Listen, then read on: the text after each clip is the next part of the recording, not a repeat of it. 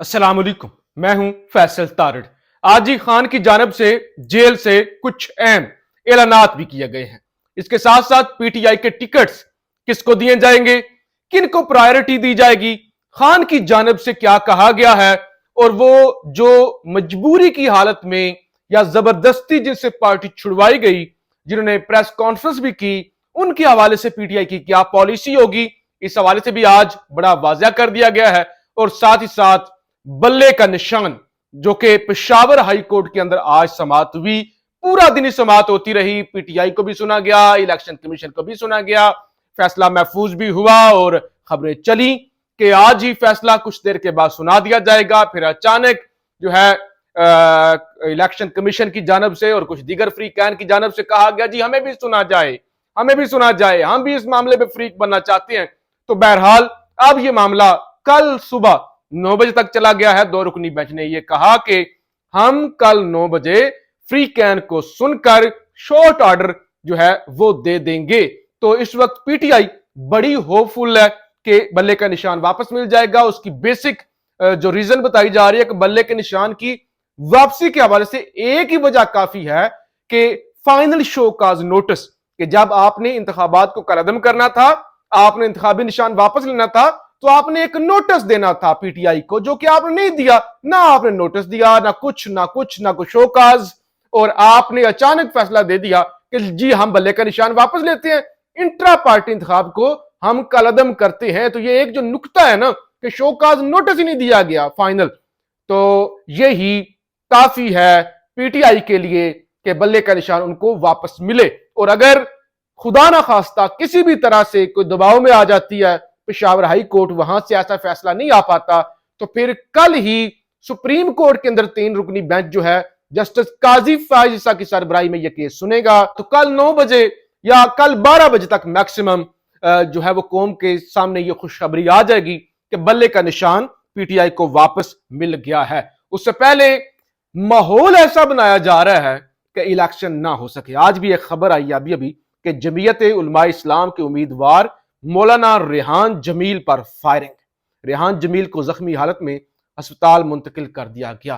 तो बेसिकली मजहबी जमातों को, मजहबी रहनुमाओं को टारगेट इसलिए किया जा रहा है कि इनके पास एक बड़ी स्ट्रीट पावर होती है, स्ट्रीट पावर होती है।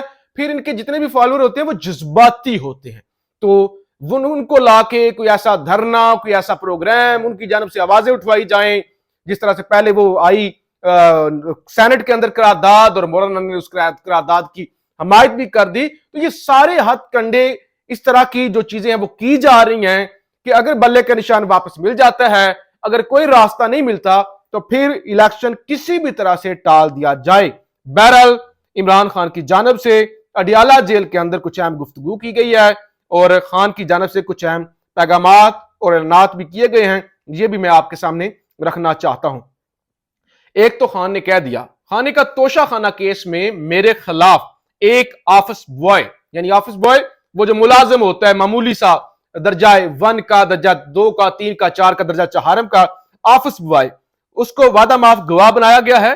क्या मैं ऑफिस बॉय के जरिए अरबों रुपए की करप्शन करूंगा?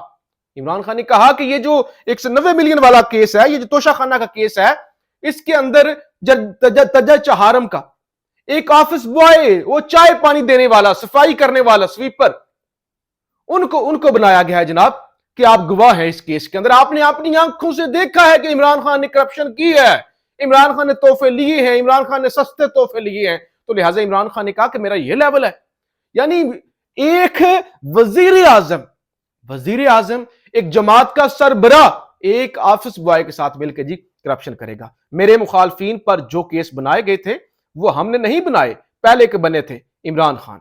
तोशा खाना केस में मेरे खिलाफ चपड़ासी समेत 2 अफराद को वादा माफ गवाह बनाया गया है। क्या माशरा अमर बिल मारूफ पर चल रहा है? माशरा अच्छाई बुराई पर होता है, अच्छाई खत्म तो माशरा खत्म। शेख रशीद के खिलाफ उम्मीदवार खड़ा करेंगे, यह भी इमरान खान से सवाल किया गया। ये हमारी सियासी टीम फैसला करेगी कौन सा उम्मीदवार कहां खड़ा करना है। तो इसका इमरान खान ने यह जवाब दिया। फिर जनाब सहाफी ने सवाल किया, सुप्रीम कोर्ट ने ताहयात नाअहली खत्म कर दिया, इस पर क्या कहेंगे? तो इमरान खान ने जवाब दिया, सुप्रीम कोर्ट के फैसले पर बात नहीं करूंगा, मुस्तकबिल में आपको फायदा हो सकता है। साफी ने पूछा कि ये जो ताहयात नाअहली खत्म हुई है, आपको भी मुस्तकबिल में इसका फायदा हो सकता है। तो इमरान खान ने कहा, इस पर मैं कुछ नहीं कहूंगा। मुझे सजा मुझे इसलिए सजा दी जा रही है कि मैंने ताकतवर को कानून के ताबे करने की कोशिश की। मैंने कहा कि कोई आर्मी चीफ वजीर आजम को नहीं हटा सकता, और वजीर आजम मुल्क का चीफ एग्जीक्यूटिव होता है। ये जर्नैलों को कोई हक नहीं है वो सियासत के अंदर इंटरफेयर करें या किसी के रजीम चेंज करने के अंदर किसी साजिश का हिस्सा बने। तो लिहाजा इसी वजह से मुझे सजा दी गई। अब जनाब, पीटीआई किन किन लोगों को टिकटें देगी, ये बड़ी अहम खबर है। ये आप तक पहुंचना बड़ी जरूरी है कि पीटीआई की और इमरान खान की टिकट की पॉलिसी क्या होगी। इस पे नंबर 1 खैबर पख्तूनख्वा है, जहां पे जो एमएनए एमपी पार्टी के साथ खड़े रहे इन्हें टिकट में फोकियत दी जाएगी। यानी साबिक जो एमपी या एमएनए थे और पार्टी के साथ खड़े रहे उनको फोकियत दी जाएगी। पंजाब के अंदर 20 अप्रैल 2023 को जिन लोगों को टिकट दिए गए और पार्टी के साथ खड़े रहे उन्हें फोकियत दी जाएगी। यानी पहले भी पीटीआई ने टिकट जारी कर दिए थे, अब वो जिन लोगों को पहले टिकट दिए थे और वो अभी भी पार्टी के साथ खड़े रहे हैं 9 मई के बाद भी, उनको प्रायोरिटी दी जाएगी। जिन लोगों से जबरदस्ती पार्टी छुड़वाई गई उनके केसेस का अलग अलग फैसला बानी चेयरमैन ने खुद करना है। यानी उनके हवाले से इमरान खान अलग अलग केस टू केस खुद फैसला करेंगे। कहीं पार्टी कोई तब्दीली चाहती है तो वो भी इमरान खान की इजाजत से होगी। हर हल्के में तहरीक इंसाफ के टिकट के 10-15 उम्मीदवार हैं, लेकिन टिकट एक ही होती है और पार्टी की कोशिश होती है कि मजबूत और बेहतरीन पैनल मैदान में उतारा जाए। पिछले साल मार्च अप्रैल में टिकट देते हुए इंटरव्यूज और पार्लिमानी बोर्ड की मीटिंग्स की काफी लंबी एक्सरसाइज भी की गई और हर एक हल्के को देखा गया। तमाम वर्कर्स और सपोर्टर्स को इस मुश्किल वक्त में इमरान खान के फैसलों के साथ खड़ा होकर अपनी इलेक्शन के दिन ज्यादा से ज्यादा तादाद में वोट डलवाने की जिम्मेदारी अदा करनी होगी। ये अजहर मशवानी, पीटीआई के सोशल मीडिया एक्टिविस्ट, उनकी जानब से यह ऐलान किया गया है कि हमारी यानी पीटीआई की जो पॉलिसी है टिकट्स के हवाले से वो ये है कि हमने जो पुराने इंटरव्यूज किए हुए थे और वो अभी तक पीटीआई के साथ खड़े हैं उनको प्रायोरिटी देनी है। इसके अलावा आज पीटीआई ने बड़ा वाज़ा कर दिया कि जो द इकोनॉमिस्ट के अंदर आर्टिकल छपा है वो इमरान खान ने खुद लिखा है, कोई आर्टिफिशियल इंटेलिजेंस की हेल्प नहीं लेगी। वो कहा ना कि एआई की मदद से लिखा गया, ये है वो है। तो आज पीटीआई ने वाज़ा कर दिया कि इमरान खान का 100% ओरिजिनल आर्टिकल है, हम इसकी जिम्मेदारी लेते हैं। एआई की इस हवाले से किसी तरह से भी जिम्मेदार जो है मदद नहीं ली गई।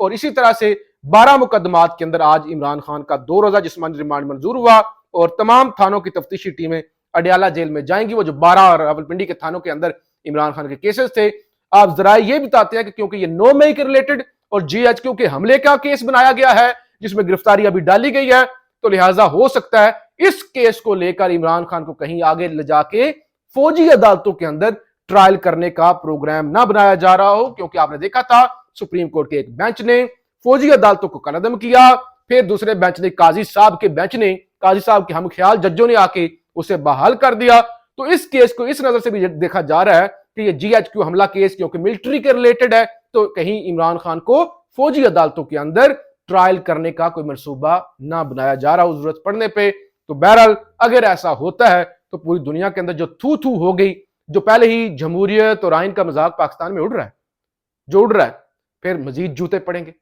फिर मजीद थू थू होगी। वो एक आर्टिकल ने इनके होश उड़ाए हुए हैं, तो लिहाजा अगर ये करेंगे तो फिर मेरे ख्याल से ये ताकतवरों के लिए भी अच्छा नहीं होगा और लगता भी नहीं है कि इस एक्सट्रीम हद तक वो जाएंगे। पाकिस्तान जिंदाबाद।